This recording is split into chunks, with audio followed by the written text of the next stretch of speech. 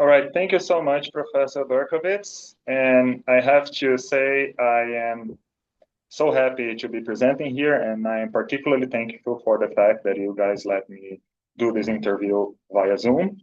Right now, I'm in a continuation of status, so if I leave the United States, I will have to apply for a new visa, and we've been highly recommended not to do that. Today, I'm going to talk to about inference on biological dynamics with memory.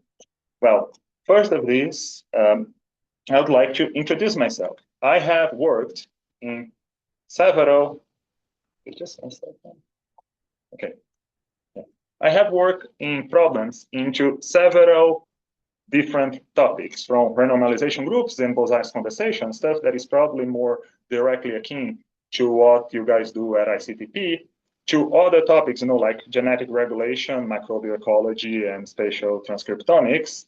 And one of them, the second to last one down there, is about scientific metrics and pre-review. Basically, I answered a question, whenever I am submitting papers, I suggest someone as a suggested reviewers, can I know if they are biasing towards me or not? And the answer is that, you can, but it will take hundreds.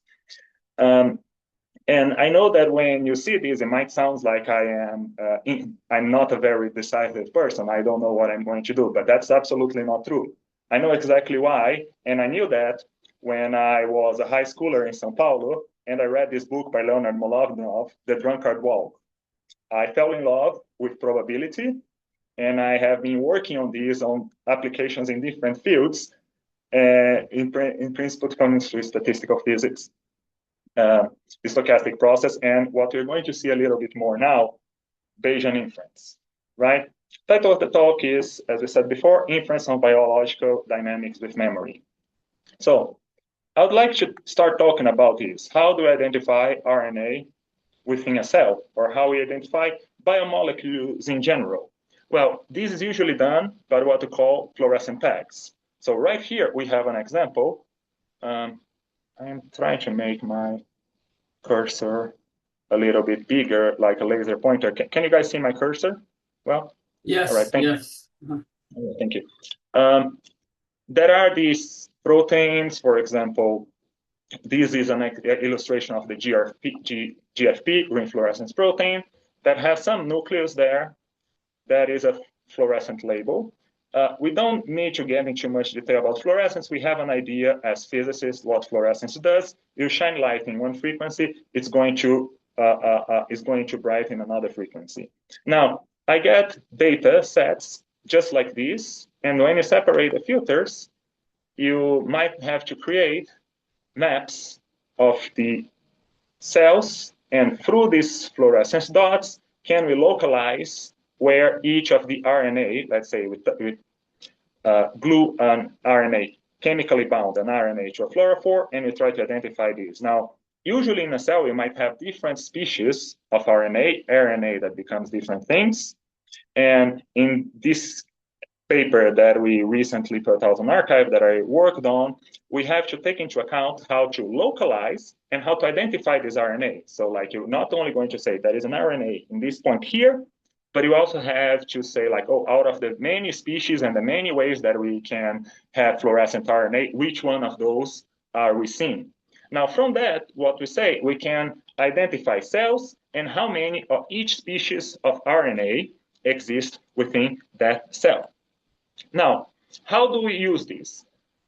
Leaving aside the chemistry and the optics related to identifying the RNA, once they are identified, what do we do with this information? Well, we reduce this to say, I'm just going to treat one cell, and I'm going to say that these cells have these dots, and these dots are RNA identified.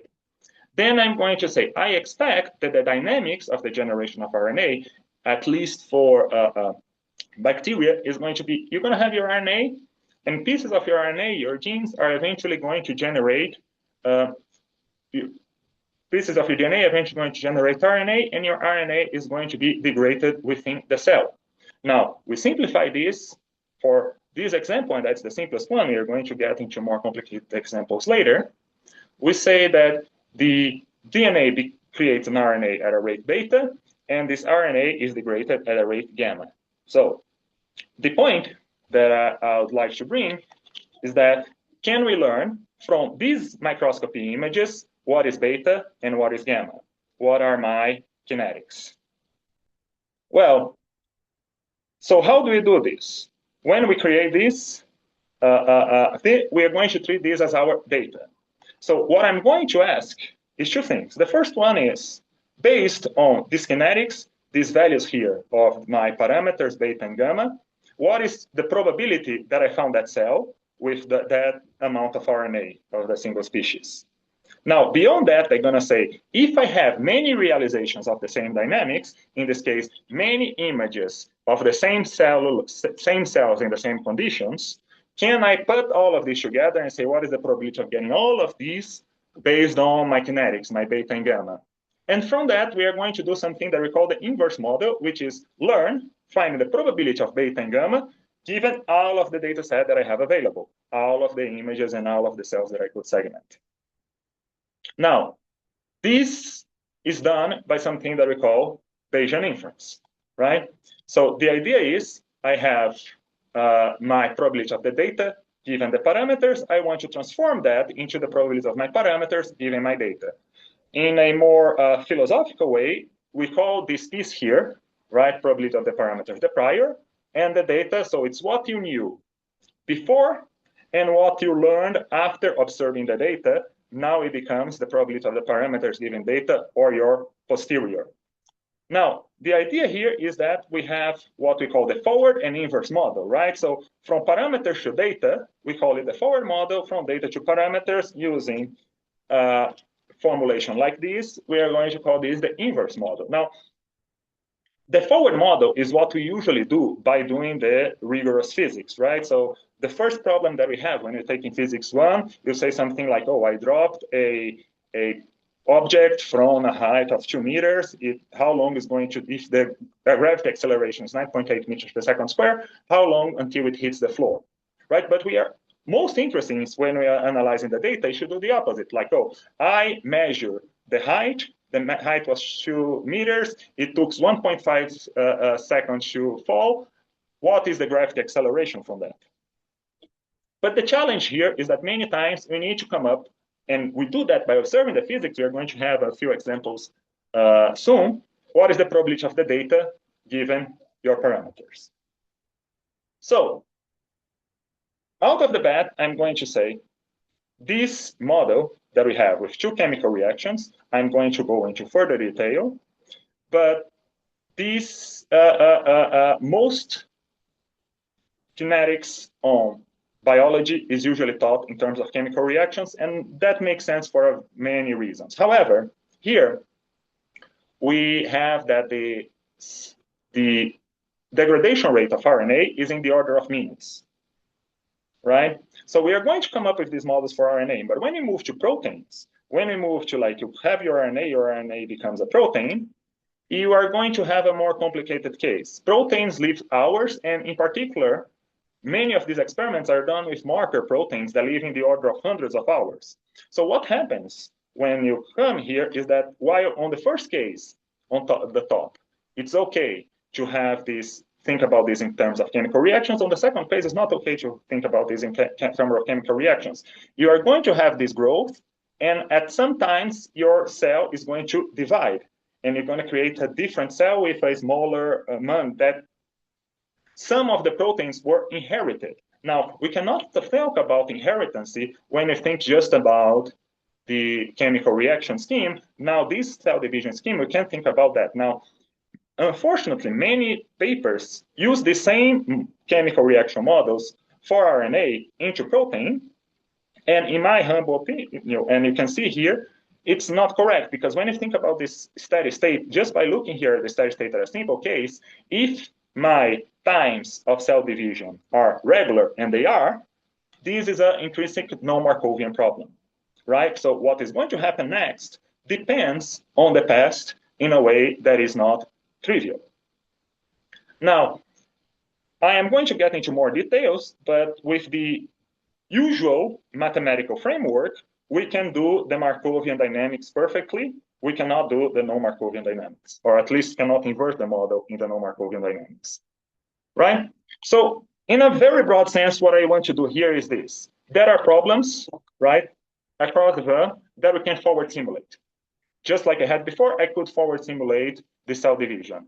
Among them, there are problems that we can write the likelihood, and among them, there are problems that we can efficiently calculate the likelihood, right? Sometimes you can write, but you cannot calculate because it takes too many integrals of too many hidden states that we're not going to be able to measure directly. Now, when we work on Bayesian inference, most of the time, we are somewhere here in between the things that we can efficiently calculate the likelihood. There are cases where we cannot efficiently calculate, but we can create some kind of scheme, a statistical scheme where you can sample over. My goal, and I hope that you guys are going to agree with me by the end of this talk, is that we can now, with the help of AI, extend that up to the point that we can do inference on pretty much every problem that we can forward simulate. So how do we do the likelihoods in the Markovian problem, right? So usually we think about these in terms of these two chemical reactions that I have in the left-hand side. For reasons that are going to be clear a little bit later, let's just think that like you have your turning of your DNA, right? It's going to generate RNA at a rate beta. So I presented this in this slightly different way. And from that, what do we have here? We have trajectories of these dynamics, right? So that is something that you can simulate exactly. Oh, how is the system that you do these two reactions? That's something called the Gillespie algorithm. And from that, I can say, oh, suppose that I get my data at specific times, right? That's what these dashed lines, dashed vertical lines are.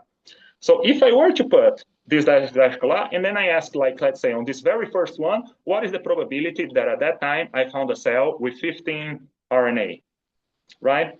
Well, you do that, and in principle, you do that by marginalizing over all possible trajectories that end there.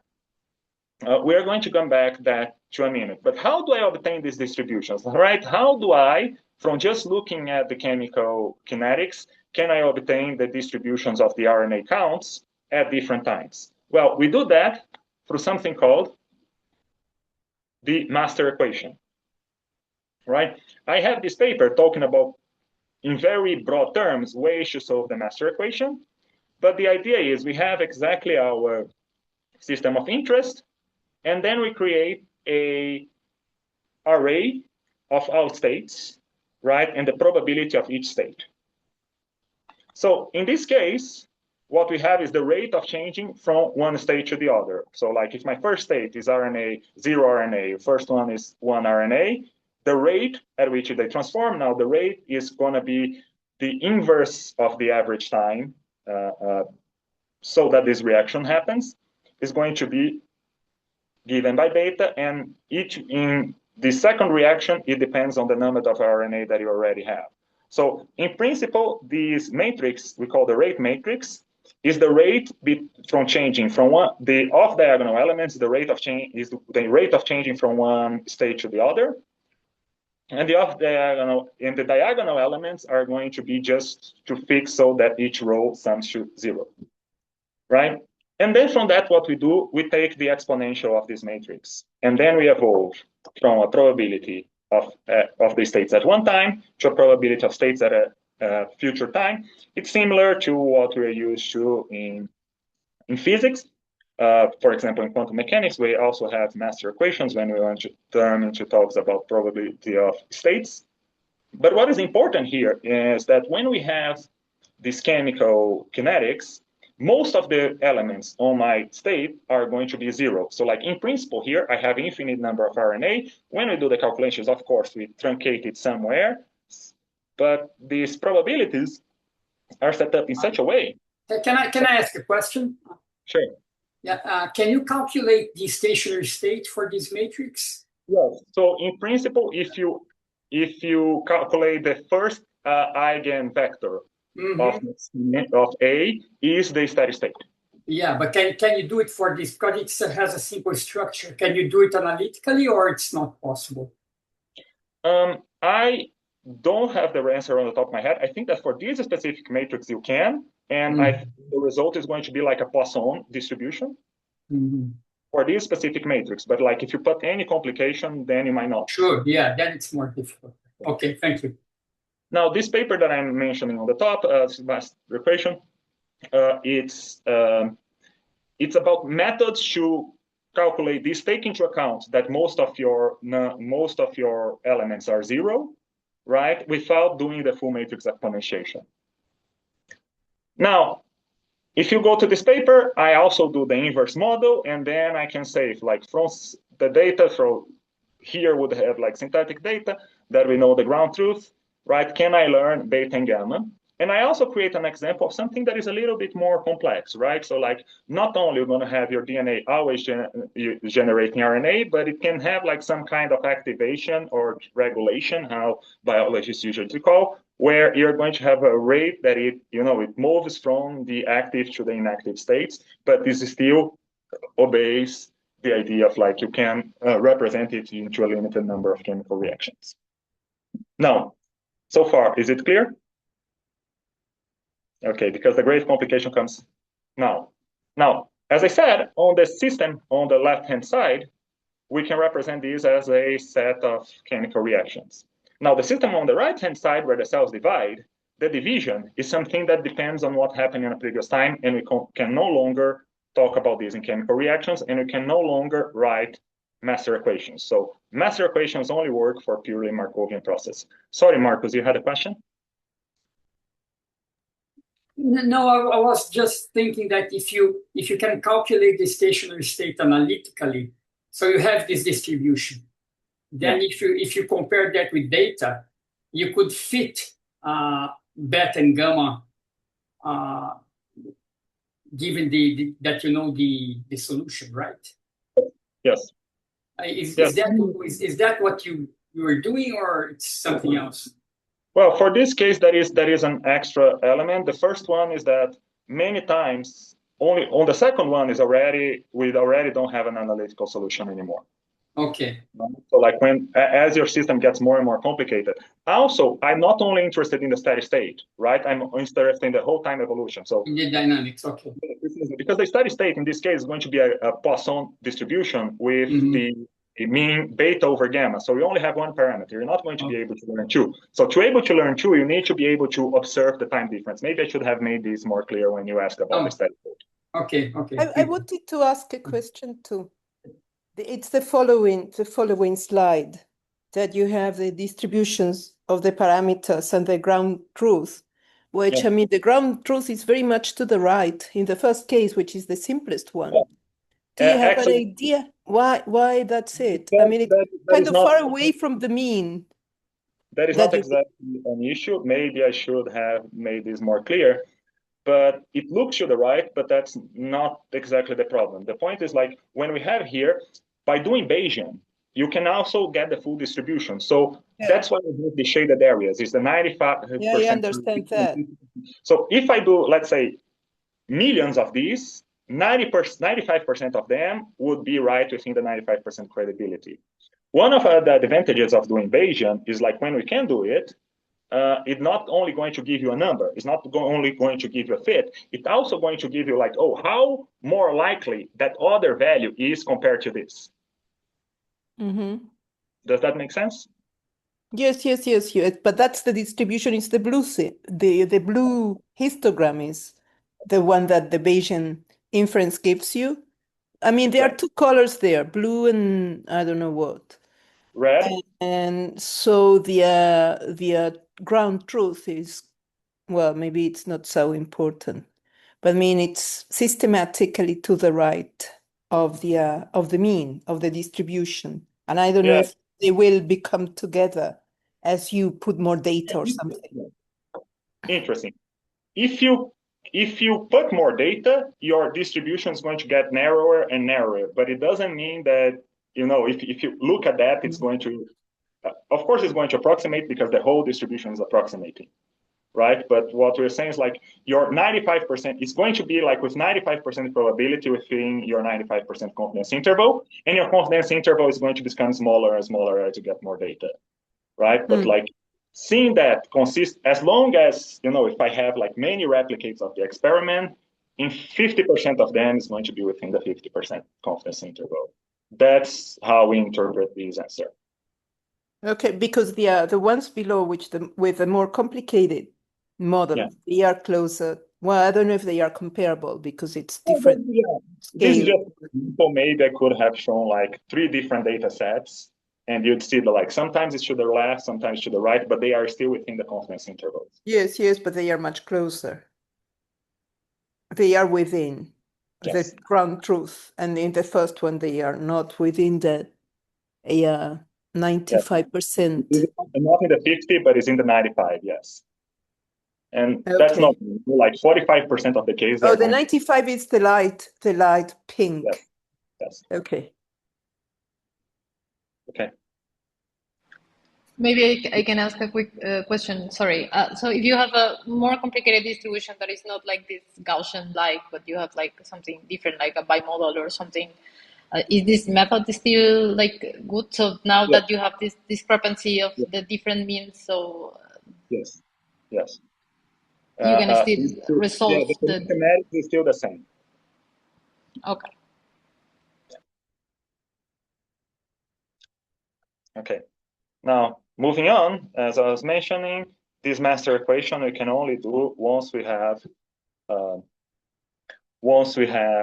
system of chemical reactions, everything is Markovian. In cell division, we are going to have a cell division timing, right? And this cell division time is not going to be expressed by a chemical reaction. So, however, coming back to what I was saying before, right? You're going to have all of these possible trajectories, and what we're doing when we're doing the master equation is similar to what in high energy physics we do when you do a path integral, right? So you have like 2 points, and then you have all possible trajectories between one and another, and you're trying to say, oh, can I think about all of these trajectories and find out all of the trajectories that end in a point and integrate over all of these. Now, that is something that we can make an analogy to this, which is the Galton board. I think that everybody here has seen a Galton board before, right? So what we do in the chemical master equation is to look into these trajectories, get each one of the trajectories, finding out trajectories that end up in the same bin, and summing the probability of all of these possible trajectories. Now, what if instead I just look at the final and then I try to fit a distribution to that? That's what we are going to do that. And like, can we fit the likelihood from the forward simulations? So for that, that's when the neural networks and the AI come in. Now, to give a very broad view of how neural networks work, we have this biological inspiration that it's not that relevant, but the idea was that when you have your neuron, you have the dendrites. These dendrites are going to pull forward some kind of electric currents from other neurons. It's going to have some processing in the nucleus, and depending on a certain combination of the currents, is going to send current down the path. Now, we can represent this in a way that is pretty straightforward, which is you're going to have weights, different weights. You're going to have numbers, which would be in the neuron equivalent to electric currents. And we are going to have some linear combination of them, of all of these currents. I'm going to pass through an F, which is an activation function, because in neurons, usually you think about like you transmit current and you don't transmit current. And if I create a system with several of these into different layers, I am going to be able to approximate nearly every continuous function. And the mathematical details of these are quite complex, but what I want to say here is that the magic behind this is that any function, any continuous function, you could in principle approximate if you have a neural network that is big enough. So how does that help us solve? Well, the most standard way to think about neural networks, the classical example, is a classifier, right? So let's say that I have a picture, I don't know if it's a cat or a dog, and many people use this almost as a black box, right? You toss your picture of cat and dog, and then the neural network is going to come up with a number, and this number is supposed to represent the probability of your class. So you want to train your neural network to approximate the probability of cat given the image. Well, I did a slightly similar problem on another paper that I worked on, which we have these retina images, right? These are related to, they are blood vessels within your eyes. And this is, for example, a method to diagnose diabetes, vision problems related to diabetes called diabetic retinopathy. So what many people have been done throughout the years, and this is a classic example of machine learning, is people simply try to draw on top of the image where your blood vessels are. We try to compare, and what we come up with is a neural network that each pixel, right? Each pixel is going to say, is this active or is this inactive? So is this pixel part of a blood vessel or not part of a blood vessel? And you do that for, like all of your image that is 1024 by 1024. We compare 3 different architectures, and there are more details should be said here, but the idea is like many different ways to assemble your neural network. Some of them are going to work a little bit better, some of them are going to work a little bit worse. Now, the one that is important for what I did and for what I was saying about how to solve the non-Markovian problems is something that we call the normalizing flows. So sometimes we have these distributions that we know everything about. For example, in this case, we have a Gaussian distribution, and you want to approximate a function that you don't really know the form of, right? But you want to express this, and what you do is you create a function that transforms something into your domain, into the distribution that you know how to calculate and you know how to sample, and then you get the other distribution. Now, instead of fitting the distribution directly, by learning this transformation, you can just calculate the probability of the previous one and then the Jacobian of your transformation. Now, you might say, why don't we feed the probability directly? Well, the main reason for that is that first, this guarantees there is a probability. So if this thing here on the bottom integrates to 1, for sure, if this function is bijective, the probability on the top is going to also integrate to 1. And another thing that is also very important is that you know how to sample. So if I know how to sample the distribution on the bottom, I just evolve that according to that function, and I have the distribution on the top. Now, this I'm talking about normalizing flows. There are many different ways to parameterize this distribution. I don't know if you guys ever heard about diffusion models, about flow matching. It's actually what we do in DALI, the app that come up with AI pictures. They use a version of this. So they are different names for ways to parameterize this function with neural networks. So what do? Just like I had before, I sample my parameters, I run my simulation, and then I have samples of my data-given parameters. I show them to the neural network, and I make this a loop. So by keeping many simulations of a whole range of possible parameters, I can have samples of the data given the parameters, and in the end, by comparing them over and over again, I can train my neural network to learn what the distribution is of the data given the parameters. What is our likelihood? Is that clear? Okay, excellent. So I came up with a simple model. Just like before, you are generating proteins at a rate beta, but instead of having them destroyed, right, because many of these marker proteins live much longer than a single cell division, we are going to say that at each time t, and t in this case is fixed, your cell is going to divide, and then it's going to be half and half for one and the other. And by doing this on synthetic data, we can see here that our neural network likelihood, in this specific example, we can write an exact formulation for this at a steady state. Our neural network likelihood matches my my forward simulation exactly. Now, after that, I can come up with a inverse model. So like, let's say that I want to learn beta, but beta in terms of the cell division time, capital T. And in this case, I can also show not only that by using this, I didn't get the correct posterior, but that, as we were mentioning before, your confidence intervals, right, your distributions get narrower and narrower as you have more and more data points.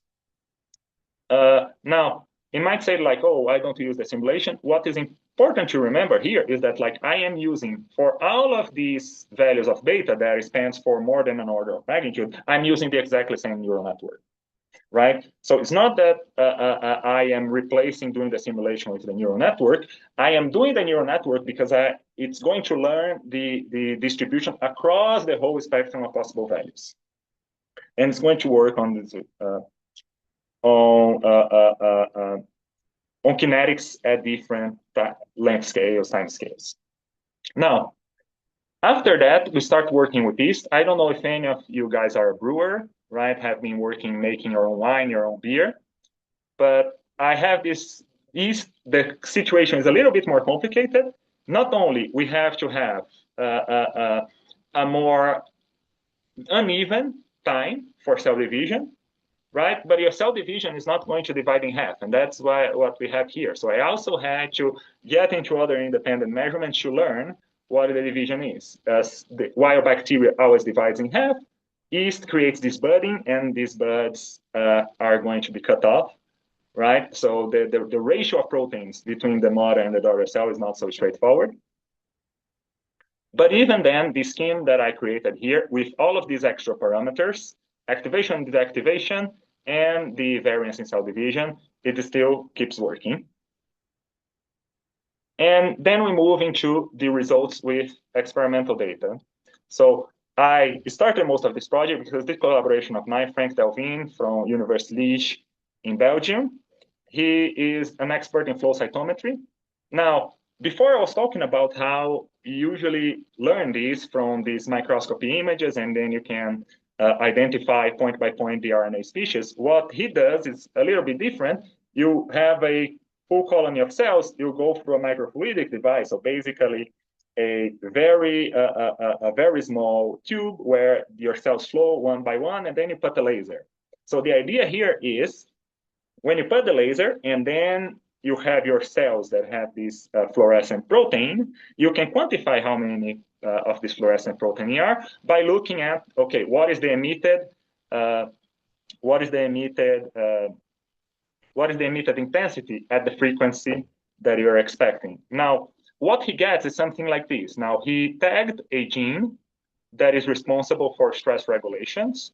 And what he said is like, let's cultivate the cells with more or less nutrient, right? So more or less nutrient or low stress and high stress. Now, what he interpreted from this back then, what it is to say, when I have my very high stress, when I have low stress, you can see that there is a big shift, and this in logarithmic scale. So for him, he was saying, oh, my high stress proteins, they are fluorescent a lot more. That means that they are always active. And then I said, oh, is this really true? Well, from the neural network that I developed, I came up with a number for each one of these, right? And with the uncertainty quantification over it, we can say that we can discuss what each of these numbers means, but that is a more solid question to be, which is like, from those numbers, I'm going to calculate what is the fraction of time that your yeast depends on the upregulated, the active state, the one that is producing the protein, and the one that is not. And contrary to most expectations, and many people who do these flow cytometry experiments, it's not that the cells are going to be always active. Actually, even in the high state, it's going to get just about 6% to 7% of the time that they are active. So in another way, it is like when you're observing fluorescence here through the flow cytometry, you're not observing fluorescence of newly generated proteins, but that proteins that were generated from previous lineages of the cell. So this gene is not as active. And from the flow cytometry experiments, people could not see that without taking into account correctly the cell division in your inference. Now, I have this, I have been fighting, and I think it's going to be, I got a very positive review at PNAS already. So, thumbs up. And from now on, I'm going to start talking about a few different projects that I worked on. So if there are any questions. I think I have a question. So, Sure. well, it's a lot of information in a short time, so it's hard to keep up with everything. But what would you say is your main contribution up to this point? Is it the development of this neural network? What's the key contribution? Yes, exactly that. I am developing these new methods based on neural networks for programs that were not accessible through the master equation scheme before. Okay. Yeah. Okay. Thank you. I have a question. Yeah. Sorry. In your normalizing flows, do you have to deal with mode collapse at all?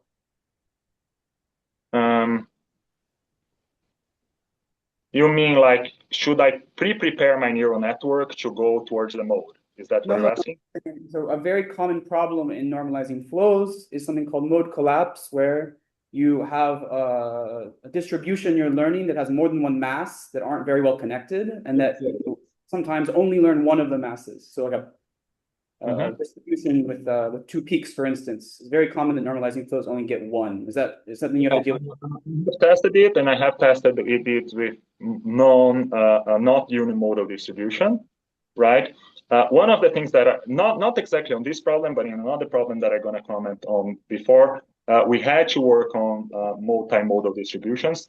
One of the ways that I avoided this was I initialized my normalizing flow not with a distribution with the same mean and the same standard deviation as what I expected it to be, right? So it's already encompassing the whole distribution, right?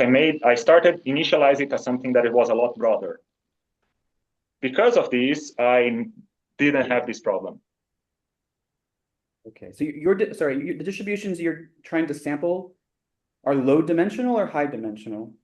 For this problem here, they are low dimensional, right? We have like 1 versus, let's say, 4, 5, 6. Yeah. I see. Okay, thank you. And let me ask you something about the experiment.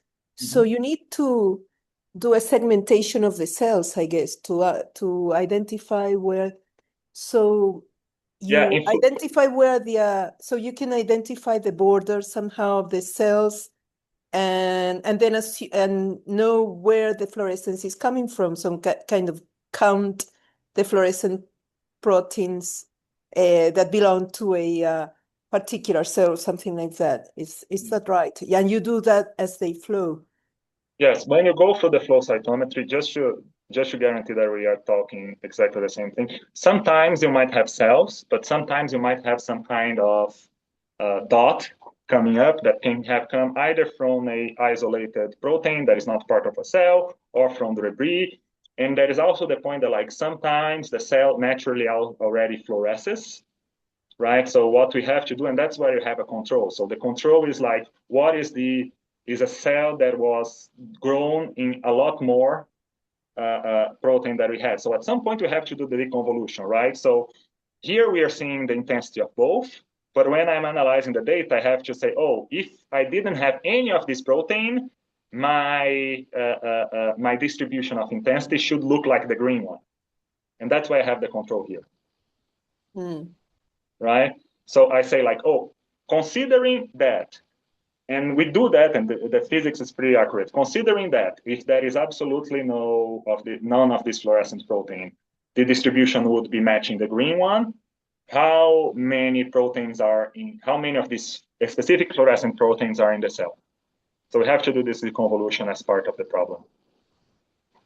And then when they are in high stress, do they divide or do they go into some sort of arrest?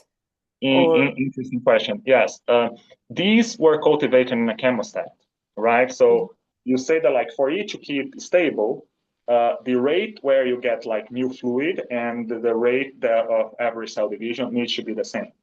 Right?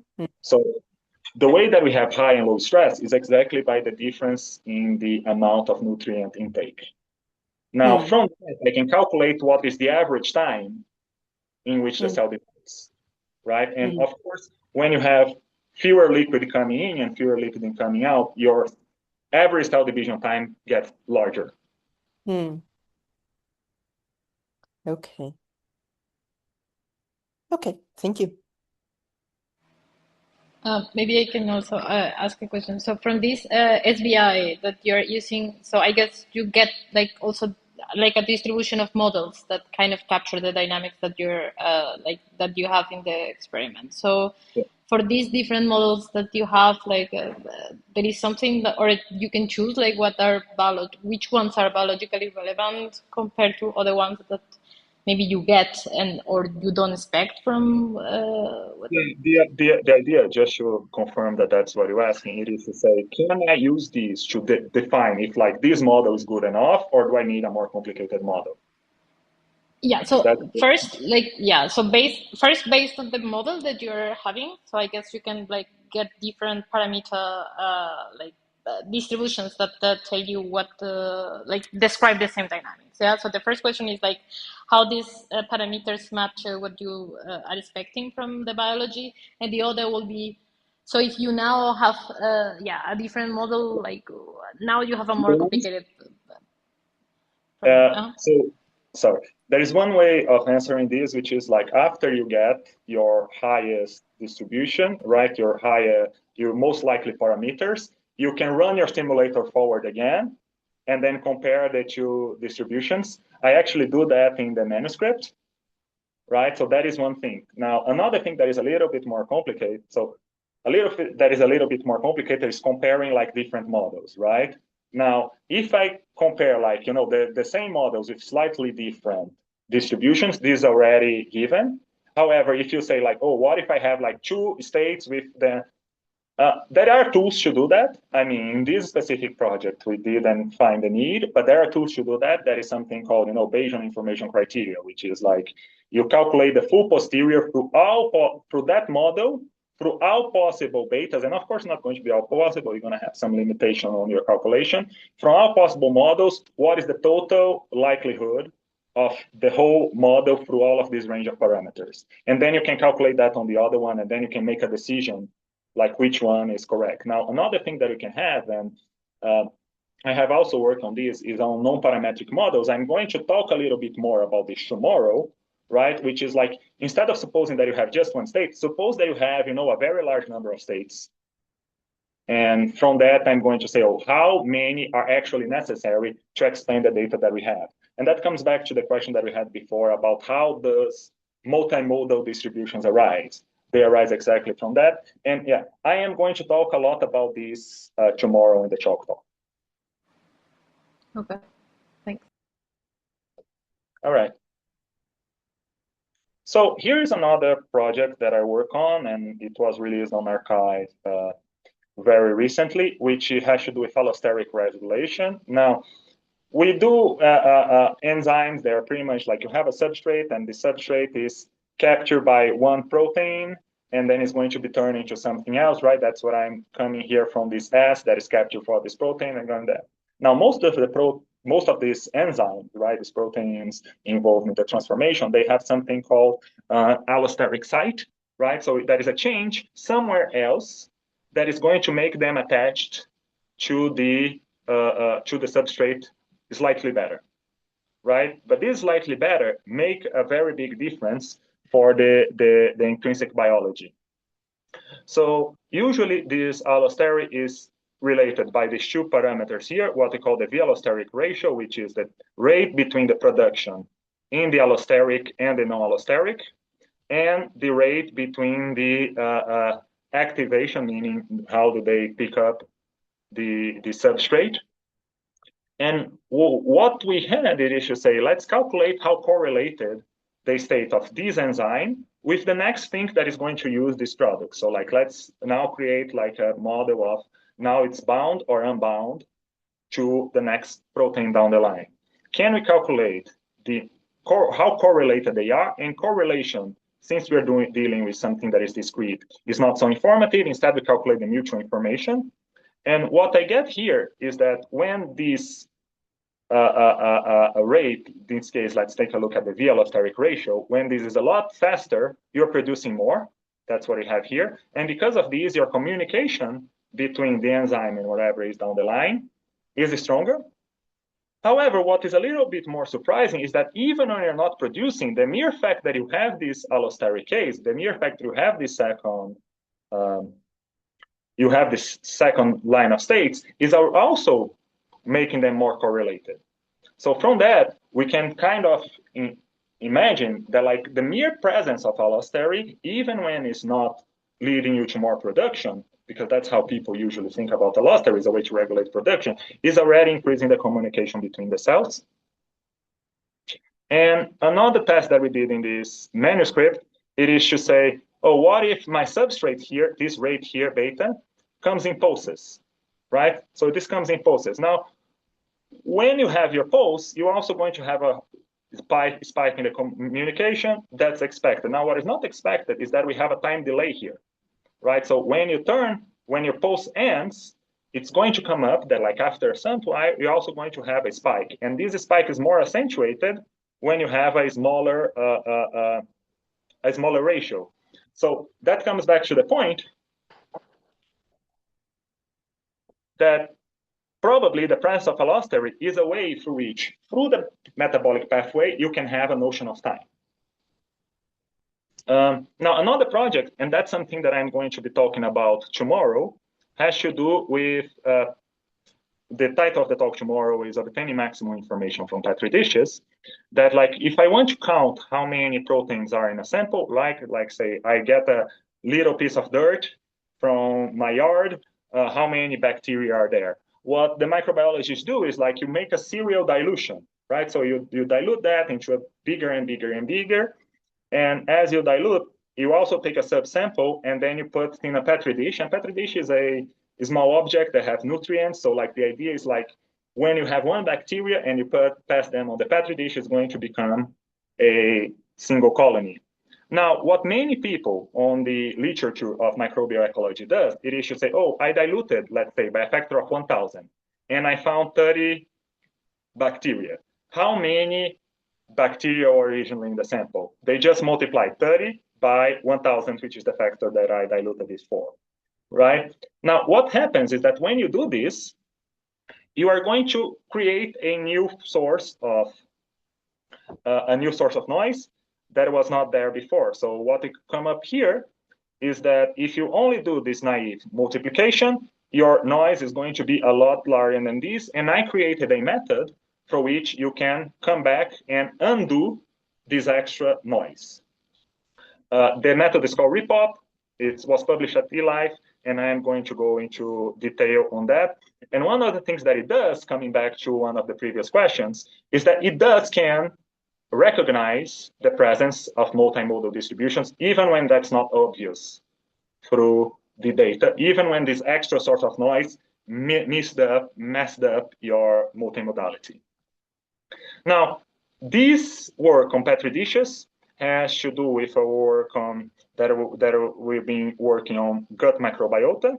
So basically, we want to know what is the dynamics of the ecology inside a gut of an animal. In this case, it's like this microscopic worm, C. elegans. What we do is that we crush and then get the contents and then try to play them in the Petri dish, and then from that try to infer how many bacteria were there. I have been working for a while on this project with these two colleagues here from Arizona, Carol Liu and Stanimir Tashev. Now, in the future, I want to extend this work on, and I hope to do that at ICTP, to deal with biofilm formation. Now, many bacteria in a certain environments, they form these colonies called the biofilms, right? And usually you have very rare events to the attachment. So the bacteria attached to the surface, right? These are very rare events. So here is very important to do the small number. However, the maturation, you're going to have colonies with a very large number of individuals. So at that point, when you have this large number of individuals, you don't have the computational power to calculate, like we had before, the chemical master equation. So this method that we have been developing on neural networks and simulation-based inference is going to be very important here, right, as a way to create a single likelihood for both the low number and very high number cases. Now, another thing that I intend to work on in the future, and hopefully at ICTP, I have been talking to Michael Woodside from the University of Alberta, and he has a series of experimental data on prion polymerization. Now, prion polymerization, basically there are proteins that fold in a way, but they have a different way of folding, that when they do, this folds incredibly, and that's what's responsible to some very fatal diseases, like the mad cow disease come from prions. And what we are going to do is, like, from their data, which is mass spectroscopy data, so like they have like single polymers and then they try to get the mass of each polymer. I want to learn all of these rates included here, right? So this is not exactly that like we cannot do it, it's just that like the dimensionality of the model gets really large.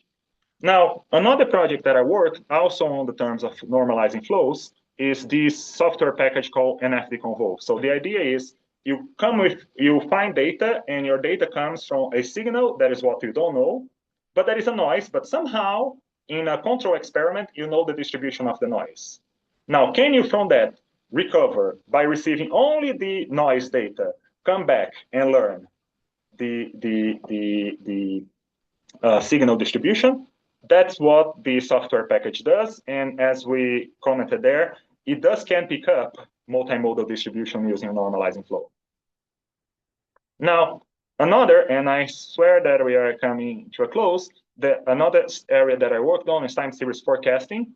This is one of the most important things that are studied in AI. So the idea is you, in principle, know nothing about this, and then you come up with some time series, like measurements on time. And you want to learn what is the future. Well, you do a neural network, you get on one side of the neural network your measurements at the past, and you want to know the measurements at the future. Now, something that is not as well taught is how to do the uncertainty quantification that we're talking about in time series forecasting. So in this project here, I came up with Mamba. It's a very popular recent architecture of neural networks. And I'm doing a forecast, but I'm also creating a secondary network, and both are trained together to come up with the confidence intervals for your time series forecasting. So here, not only you know a prediction of the future, but you're also predicting like with a certain error, is saying like, oh, it's probably within 95% probability between these two numbers. Now, moving forward at ICTP, I want to apply this to molecular dynamics. Now, most people who do theoretical biophysics, they have some kind of molecular dynamics. For those who are unfamiliar, the idea is like you create a computational system that is going to be your, let's say, your protein, and then you take into account all atoms on your protein, and you try to come up with your potential for interaction with all the atoms that you are linked to, and you run this very high dimensional problem on a computer, and usually you try to extract from that reaction coordinates. So usually, like, you know, between two nucleus in your protein, what are the distance between them and how they evolve. My goal, as I said, again, hopefully at ICTP, is to do this time series forecasting that we had before for data coming from molecular dynamics. At that point, we're going to be able to learn more than only energy landscapes from molecular dynamics. We're actually going to be able to come up with effective models, right, for these reaction coordinates. So like, while we know the full physics of our atoms, right, can we create like an effective dynamics between, let's say, the distance between these two atoms in your protein? And from that on, I'd like to say thank you. I want to say the learning production rates across subdivision, some have put our usual methods out of the window. And the questions that we allow each other to ask are limited by the tools that we have available. What I showed here means that for anything that I can forward simulate, I can probably create the inverse model. And I'm asking you what problems we could simulate, but could not invert. Now, if this was not an interview talk, I would stop here. But I want to say a few things, and I think that this audience is going to appreciate that, is that my research is focused on first principle physics and rigorous statistics. And that what I do is glass box, how I like to call, not black box. So like, I am not going to simply use AI and come up with the results. I have a physical meaning, and sometimes I cannot calculate the I cannot do the full calculation that the physics requires, and I am going to find a way to have an approximate, and I'm going to create other methods to check out that my AI is behaving as it's supposed to. And I'm looking forward to develop research in theoretical physics and AI at ICTP. And if you go to my website, you're also going to see a series of tutorials both on AI and on Bayesian statistics. Thank you very much. Okay, thanks very much, Pedro. So people probably have more questions. Maybe Olga, because I don't know if she's still there. I'm still here. Yeah, thank you. Thank you, Pedro. This is very interesting. Maybe a question a little bit in the spirit of what by Marcus, I believe. So on the work on quantifying bacterial populations, so I understand that you actually worked with real data, right? Yeah. And is there anything you learned about the values of the experimental parameters, maybe separation of timescales or something that could, make your life a little easier so that you could actually push for analytic approximations? I mean, okay, what comes here, it is all analytically tractable, right? You do have analytic approximations? Yes. So here I assume what we call a Gaussian mixture models, a Gaussian mixture model, which is like, you suppose that you have a series of Gaussians, and then we have to do some adaptation because like we are dealing with proteins, and we are now, one of the things that we did, right, we create a pseudosynthetic data for this paper, which is that is a way that people have a rough estimate of how many bacteria are in a vial, right, where you mix it and then you calculate what they call the optical density. So the idea is, put light, more light is going to be absorbed if there's more bacteria there.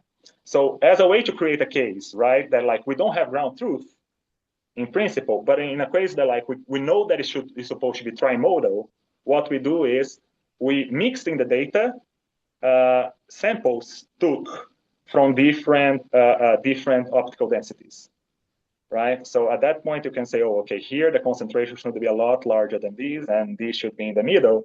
Let's take samples from that and mix them out in the data. That was one of the ways that we validated this project that I am bringing up here with real data.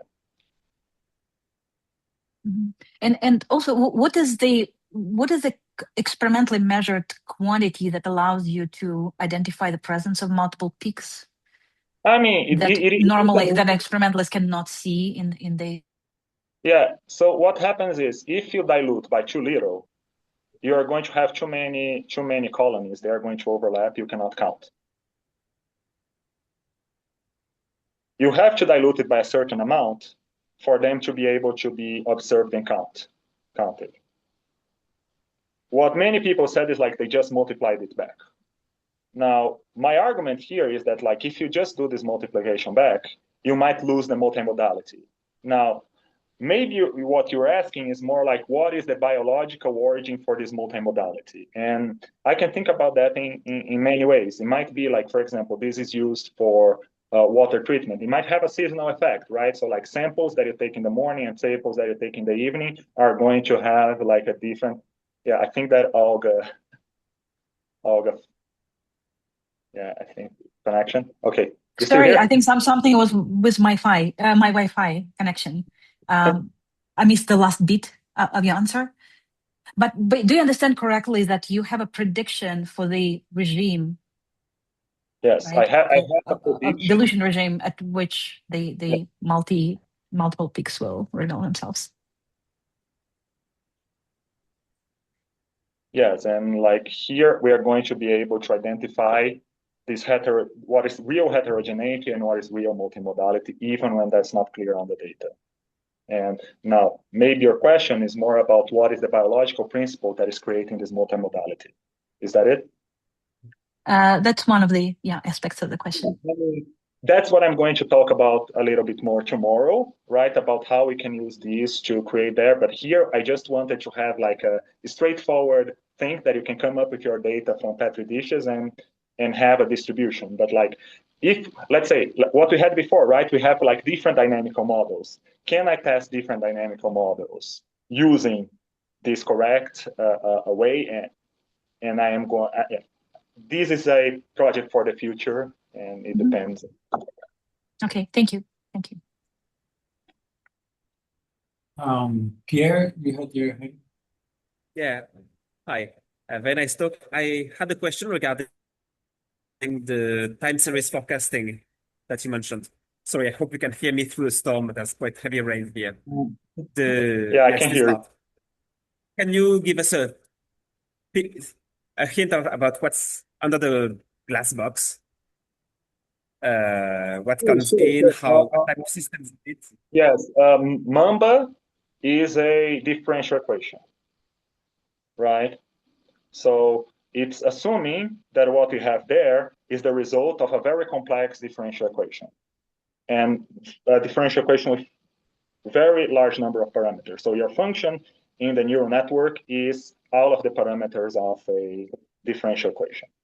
That's what goes on the Mamba. Now, on top of that, there is something called attention, right? So for a long while, we had these differential equations. That's something that we call state space models in the literature of AI. Mamba created, say, oh, have this and have attention. Attention is the AI architecture that gave rise to ChatGPT, which is like when you're training it, it's going to tell you which parts of the training are more important than the others. And yeah, that's what made Mamba. And I just put into that on top of that saying like, oh, let's do Mamba for time series forecasting, and let's put in a layer of uncertainty quantification. So that's a different one that takes your result from Mamba, come up in a more straightforward one, and then you calculate like, oh, this is my 50% confidence interval. I mean, I think in this case it's 2 sigma, so 95% confidence interval.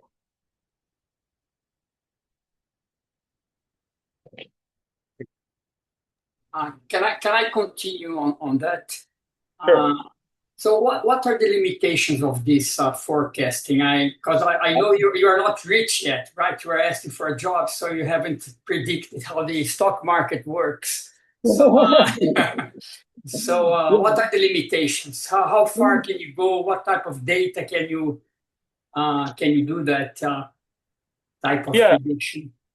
That's part of the future, right? I think that like to give us something is like what is behind the glass box is a differential equation, right? So for example, the next slide, I'm talking about molecular dynamics. So in molecular dynamics, people do this very complicated model, and then you just treat about, oh, okay, you reduce this very complicated, very high dimensional model into say, oh, what is the distance between the two? Now, what I hope to get out from the glass box, it is to say, oh, these two follow a dynamics that is similar to, let's say, this non-Markovian dynamics with a memory kernel. So like it's going to have like some correlation of the velocities in the future with the velocities in the past. Mm-hmm. And this is going to obey like, oh, this integral differential equation. Mm-hmm. So but for instance, if you take a time series from a chaotic system, for instance, like the Lorentz model, you take x of t. How far can you predict it? It's a very interesting one. I didn't do this one, but I did another chaotic model when I was testing this, which is the Van der Pol oscillator. Mm-hmm. Right? So if you go to the paper, you're going to see an example done with the Van der Pol oscillator, mm-hmm. and we actually get your uncertainties pretty well. For a certain time, right? Eventually, it will fail, right? Eventually it will fail, but like from these, you got. I mean, maybe I can come up with the graph here. It's going to take me 1 minute. But yeah, I made it work. And yes, as you go longer and longer in time, of course, your prediction is going to become worse. And that's a little bit different from what happened in the stock market, just to give everybody the right. And is this related to the Lyapunov exponent of the problem? Yeah, this could be an excellent way for us to test it. Like, oh, okay, how does the time in which I can quantify the uncertainty relates to the Lyapunov exponent? But yeah, in my research, I have not calculated the Lyapunov. Okay. I just wanted to mention that Ricardo has his hand raised. He had it for a long time, waiting very patiently. Yeah, but both questions were related, so I am happy to wait. Go ahead, Ricardo. Go ahead. Thank you, Silvina. Thanks for the talk, Pedro. I think it was very interesting. I'm curious about the spatial data. So you mentioned at some point the biofilm example, and to me, that's way more complex than well-mixed experiments or tubes. So how do you plan to apply all this when your master equation is a spatial, or like biofilms are 3D? Like, I don't know. We have two things here, right? The first one is, can I quantify the number of bacteria in a biofilm, right?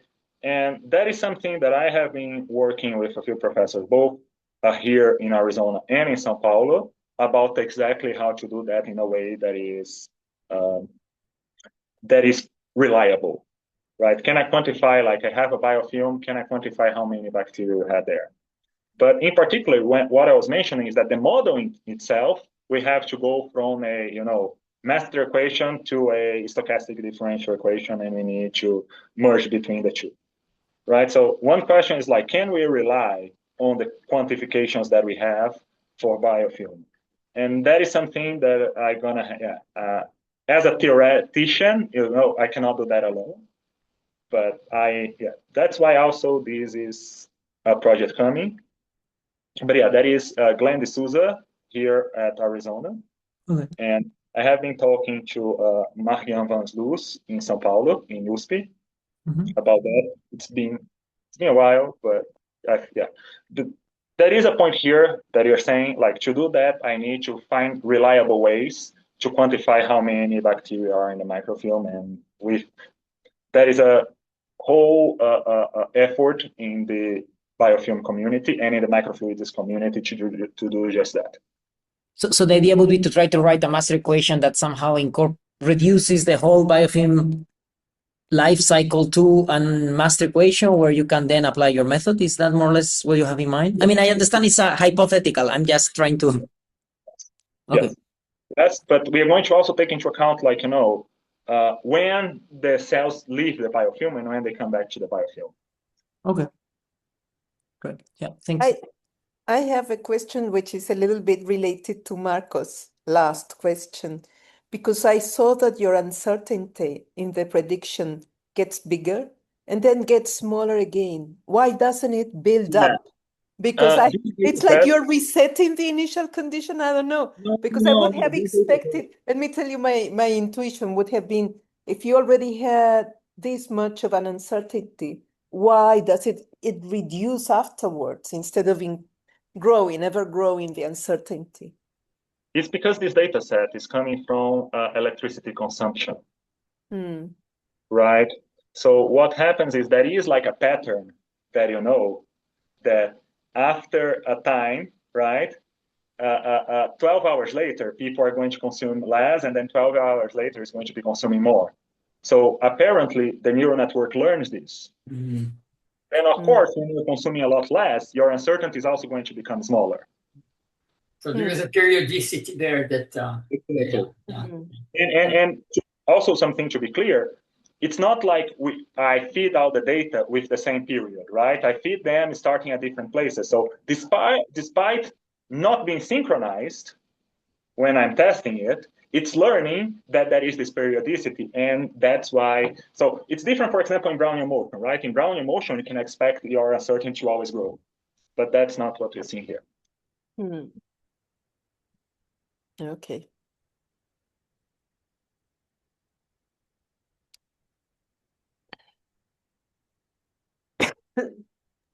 I have a question. I know one of the big things to wrestle with Bayesian approaches is model selection. So how sensitive are your estimates of uncertainty of parameters to expanding or contracting the descriptiveness of your model?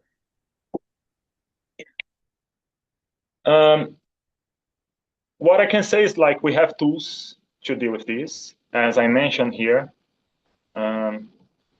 For example, this project here, what we do is like I start saying, let's do an infinite Gaussians, right? So a mixture of infinite Gaussians.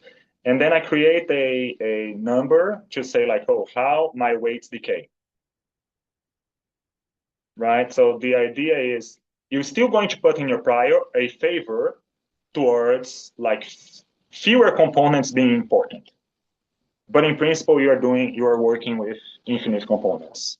So that is one way that we do that. Another way is that like I haven't done that for the example that I showed before, but it is possible. It is okay. Can I calculate, through a region of the parameter space, what is the full probability of the model across all of those parameters, right? That's how I can say like, oh, this model more simple, this model more complicated. How can I quantify how much one is more explainable than the other? Is that your question? Sort of. I mean, there are methods to test upon that. I haven't had the opportunity to talk about this today.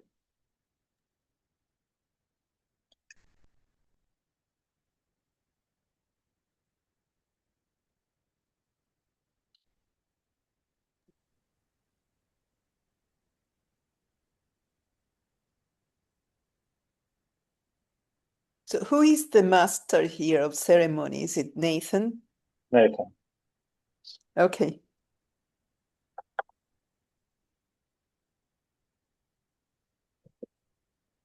You're muted, Nathan. I think.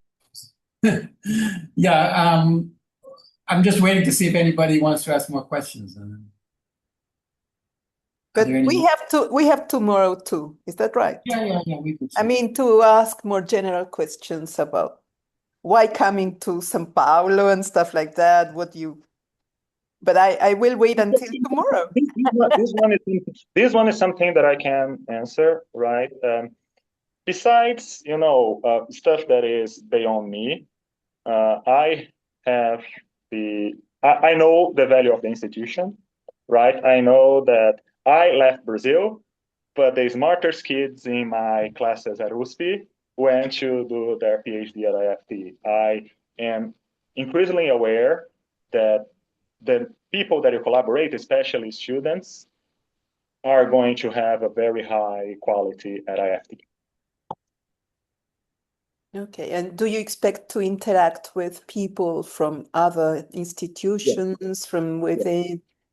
Yes, both in Brazil and outside. I have been working a lot into building connections and building collaboration. I even name some people who can create the kind of data, like experimentalists and biology experimentalists, who can create the kind of data that I need for my work.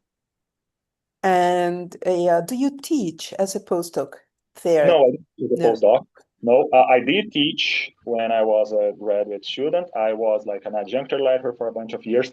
I not only was a TA, in many times I was also the instructor of the class, and I taught physics. I taught physics lab many times, and I taught the theoretical classes as well.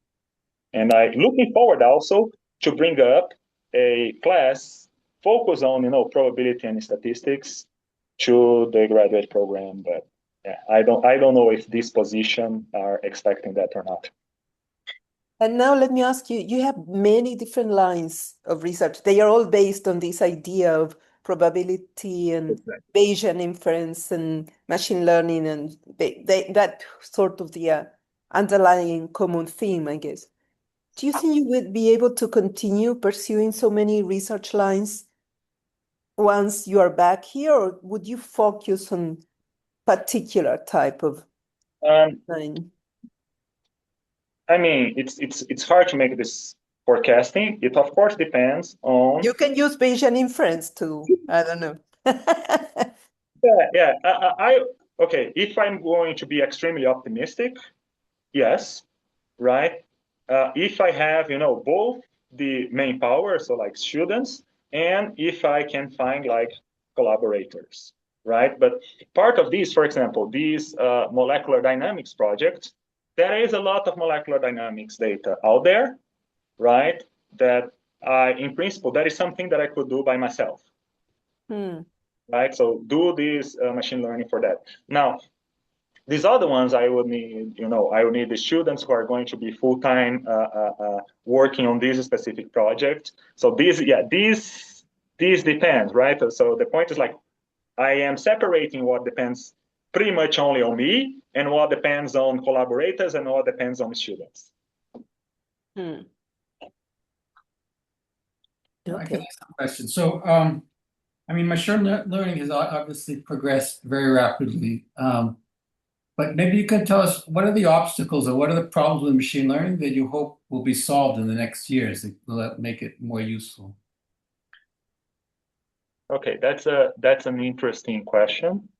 I am more, as you can see, from the physics, what I want is your machine learning to be more interpretable, right? And I think that like once I disassemble, or at least disassemble what they are supposed to approximate, I can create a machine learning that is a lot more interpretable, right? Now, it's kind of, this is even harder to predict because that is a field that like have evolved into unexpected fields around. But what I am going to bring to the table is that machine learning needs to be based on good statistics, right? No, I asked a different question. Let me ask it again. So machine learning has some problems, right? There's some things it can't do. Okay. Yeah. You can, I mean, I'm asking, is there something, so can you tell me, for example, what kind of problems machine learning is not going to solve all the world's problems? But I mean, what kinds of things you think might actually in the next 5 years, it might be able to do that it can't do now? There was someone else that asked before about the high dimensionality for normalizing flows, right? Mm-hmm. I'm sorry that I am forgetting your name, right? But the point is like when I do this, for my problem here, I have, 1, 2-dimensional and then 4 dimensions of context, right? So like I have 5, 6 parameters. Then it works. Now for higher one, and many people, that is a very recent machine learning for learning conformations of proteins that leads to this much higher dimensional problem. Now, one thing that I actually struggled is like when I was working on this project to find, what I have is I have different channels, right, for the same image, because like different things fluoresce at different time. And this project, I didn't mention much, but it's trying to know the 3D localization of cells, right? So you take images at different focuses, and you try to learn the 3D. And on that one, the first time that I tried to do this, I tried to do in a machine learning model. And what happened is it could not take the 4-dimensional data. So I had like a 2-dimensional images, I have a stack of 2-dimensional images, and I also had like multiple channels. So this was a 4-dimensional data. And often I had problems with like not having enough memory. So in general, I would say that one thing that like machine learning doesn't do so well is to go through more than 3 dimensions, or even at 3 dimensions when one of them is time. It's not being worked enough. And I think that this is mostly a hardware limitation, right? Of course, you can think about, there's probably going to have like a smarter way to do the calculations that can overcome this. But yeah, I think this is mostly a hardware limitation. So it also depends on how good your GPUs are. I guess one thing that I always am confused about is when you know if machine learning is going to work or not work. Somehow it always gives an answer, but when you know if that answer is correct or not, that's something that. When you know it, of course, a priori, you kind of have to try and make it, how comparable it is to things that already worked before, right? But here, for example, I did these comparisons with synthetic data, right? That's a way that for me, I could say like, after that, I can check up that is working. And my neural network likelihood across the whole spectrum is matching what they are expected. Both here, when I do have a exact answer to compare to, analytical answer to compare to, and in these other cases that it does not, right? This thinking the right issue saying like, if I pick these specific examples that they were not trained specifically to match, it is matching my simulations with my likelihood. So you think machine learning is eventually going to predict the stock market? Well, my opinion, right, and by reading the whole literature on Mamba and etc., is that the greatest problem there is that like here we're thinking about the dynamics and the machine learning is trying to learn the dynamics. I think that in the stock market, things change in a way that is beyond the data that you have accessible. Yeah, that's what I'm trying to say. So, Right. So when people do apply forecasting for machine learning, they do that in what they call the microsecond scale, which is not the microsecond scale that we think in physics, right? It's not literally the microsecond, but it's always very small. And I think that like since so much of this dynamics is beyond what is observed, I would say no. Okay, thanks. Other question?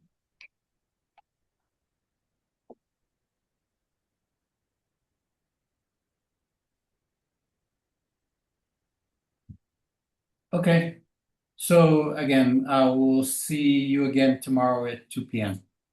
Thank you. Thank you so Thanks. much. It was great talking to you. Thanks, Bye-bye.